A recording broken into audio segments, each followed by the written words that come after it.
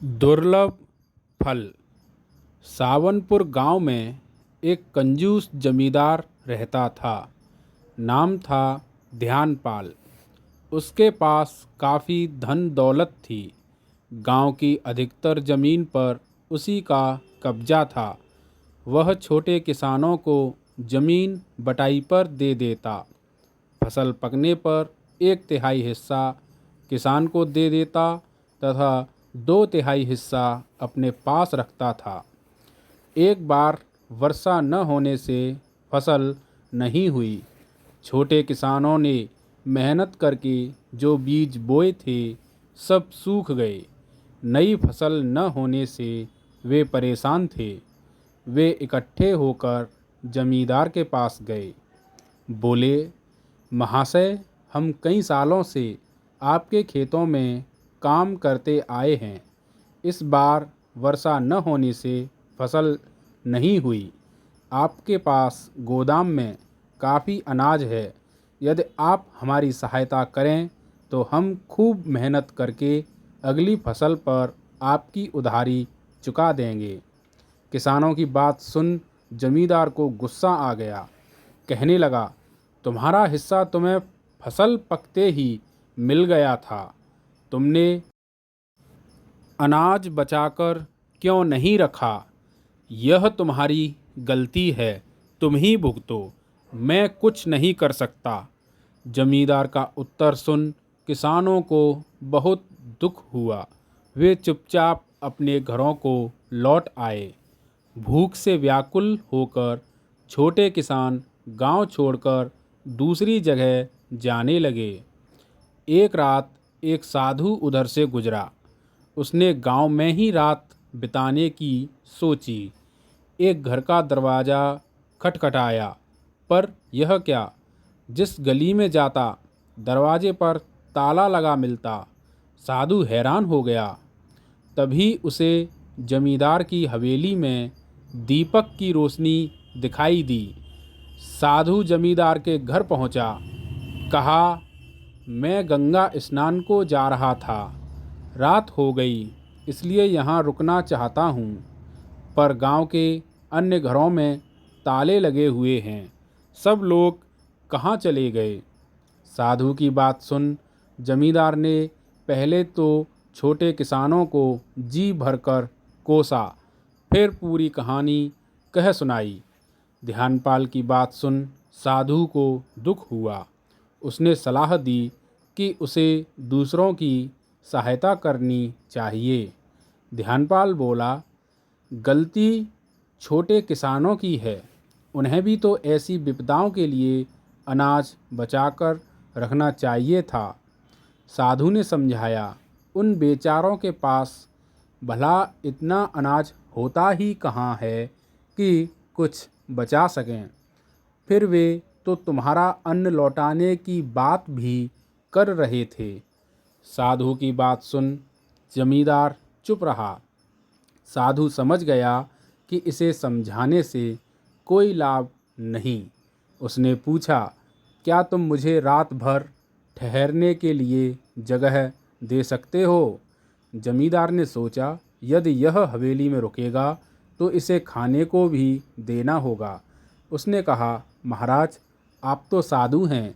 गृहस्थियों की इस हवेली में ठहरना आपको अच्छा नहीं लगेगा।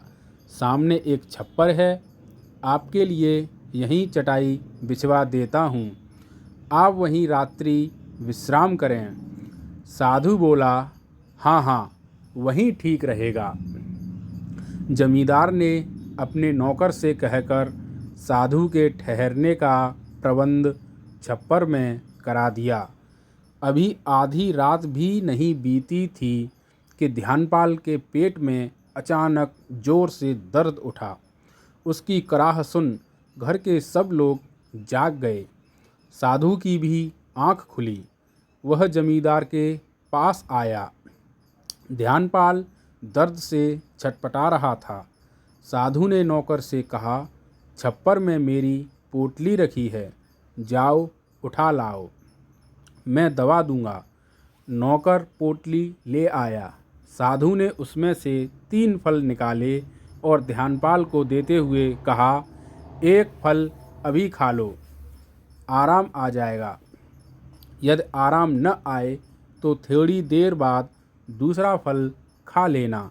यदि फिर भी आराम न आए तो तीसरे फल का भी सेवन कर लेना। ये बहुत दुर्लभ फल हैं। ध्यान रखना, यदि पहला फल खाने से ही आराम आ जाए तो बाकी फलों का सेवन मत करना। इतना कहकर साधु पुनः छप्पर में आकर लेट गया। जमींदार की पत्नी ने एक फल काटकर उसे दिया। फल खाते ही ध्यानपाल को चैन आ गया। उसने पत्नी से कहा, अब तुम लोग सो जाओ, शेष दोनों फल भी मेरे पास रख दो। सब लोग सो गए। जमींदार ने सोचा, ऐसे दुर्लभ फल फिर नहीं मिलेंगे, क्यों न मैं इन्हें छिपाकर रख लूं। साधु से कह दूंगा, पहले फल से आराम नहीं आया, दूसरे दोनों फल भी खाने पड़े। उसने ऐसा ही किया। दोनों फल छिपाकर तिजोरी में रख दिए। अगली सुबह साधु जमींदार के पास आया और स्वास्थ्य का हाल पूछा।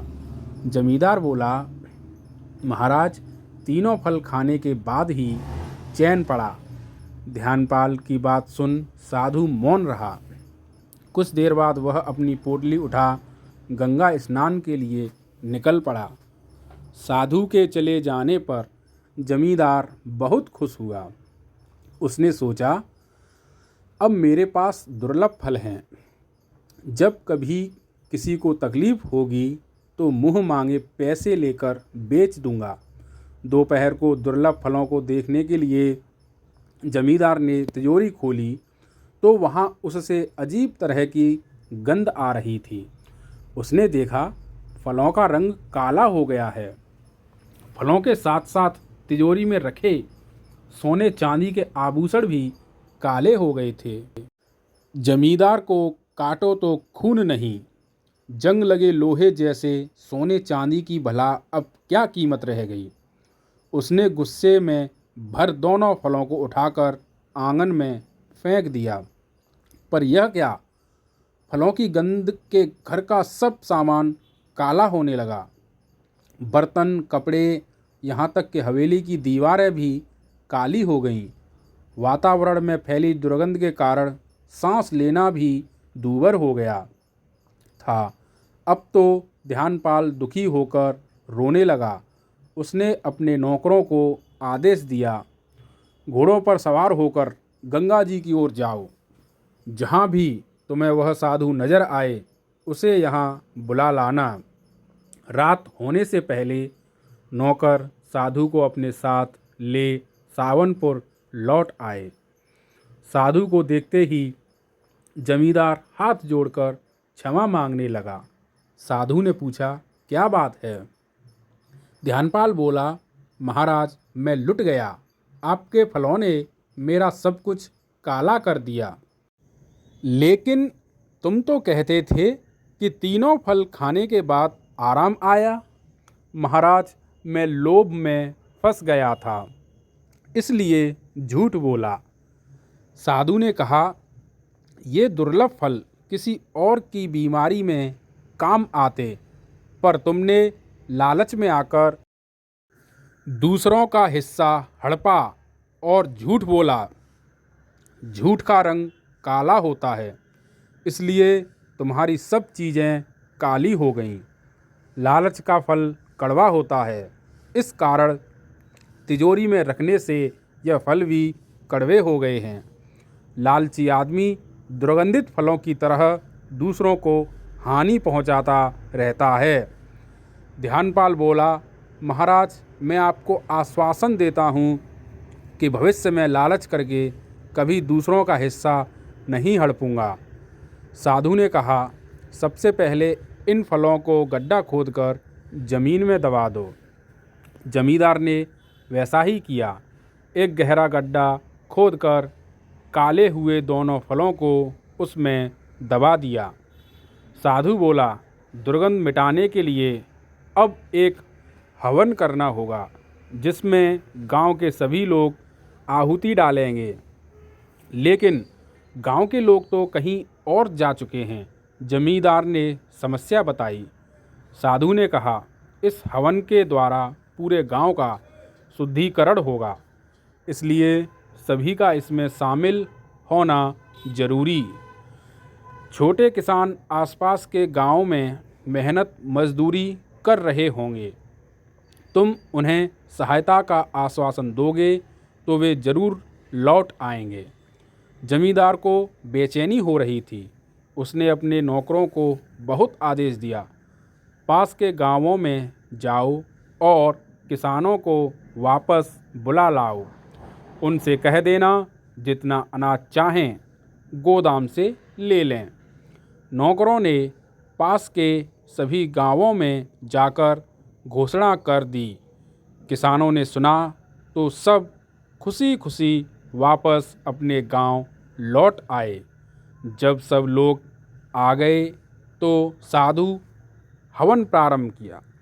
हवन के शुद्ध धुएं से वातावरण महक उठा। धीरे धीरे सब वस्तुओं से कालिख समाप्त होने लगी। हवन की समाप्ति तक सोने चांदी के सभी आभूषण पुनः चमक उठे। उन्हें चमकते देख जमींदार ने चैन की सांस ली। उसने गोदाम का अनाज छोटे किसानों में बांट दिया। हवन से एक और करामात हुई। अगले दिन बादल घिर आए और शाम तक वर्षा शुरू हो गई। किसान खुश थे, अकाल खत्म हो गया। साधु महाराज भी अगली यात्रा के लिए चल पड़े।